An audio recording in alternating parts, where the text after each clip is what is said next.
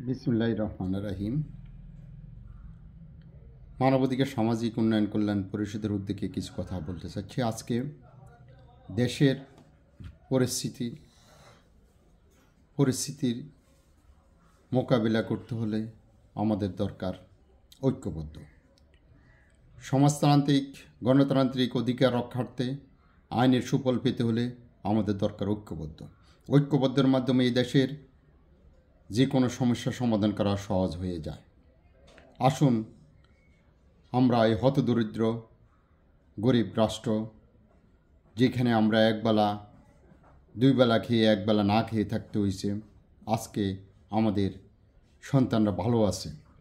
আজকে সুশিক্ষায় শিক্ষিত মানবাধিকার তরফ থেকে আহ্বান করব, ঢিলে ঢালা আইনের প্রচলন বন্ধ করতে হবে, সুশাসন ব্যবস্থা করতে হবে, প্রশাসনকে দৃষ্টিগোচরে আনতে হবে, সামরিক বাহিনীকে দৃষ্টিগোচরে আনতে হবে, সরকারি যে কোনো কোষাধ্যক্ষ আছে সবগুলোকে দৃষ্টিগোচরে আনতে হবে। মানবাধিকার তরফ থেকে আহ্বান করা হচ্ছে। জনগণ তদারকি করবে। জনগণের মাধ্যমে দেশের যে কোনো সমস্যা সমাধান করা সম্ভব।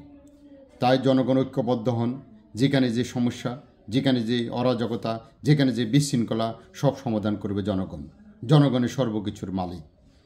আজকে জনগণের ব্যাড ট্যাক্সে সারা দেশ চলতেছে, দেশের উন্নয়ন চলতেছে, দেশের রাজনীতি চলতেছে, দেশের যারা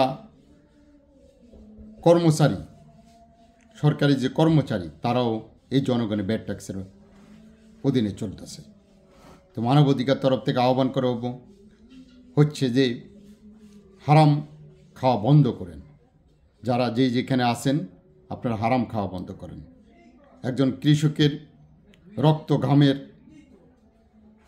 ব্যাড ট্যাক্সের টাকা আপনার লুটে পুটে খাওয়া উচিত না। অন্যায়কারীকে আল্লাহ সহ্য করে না। তাই আপনারা অন্যায় না করে জনগণের পাশে দাঁড়ান।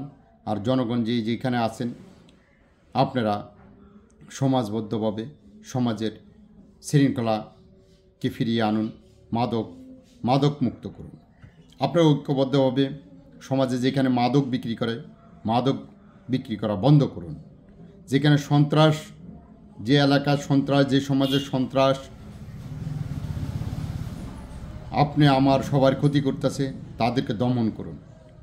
এই পিশাচার সামরিক বাহিনীর অনেক লোক আছে, তারা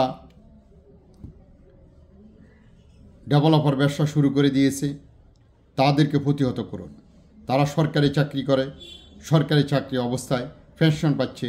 এই পেনশন অবস্থায় সে তার জীবিকা নির্ভর করার সহজ, কিন্তু সে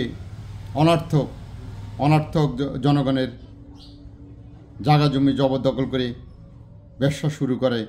এটা প্রতিহত করার জন্য জনগণকে ঐক্যবদ্ধ হওয়ার জন্য আহ্বান করা হচ্ছে।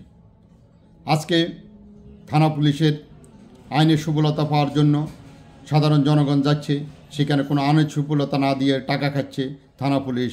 এটাকে প্রতিহত করার জন্য জনগণকে আহ্বান করব, মানবাধিকার তরফ থেকে আপনারা ঐক্যবদ্ধ হন। আজকে এলাকার যে মোড়ল আছে, এই মোড়লকে ধ্বংস করুন। মোড়ল বলতে কোনো কিছু নেই। এই মোড়ল দেশের যে অরাজকতা,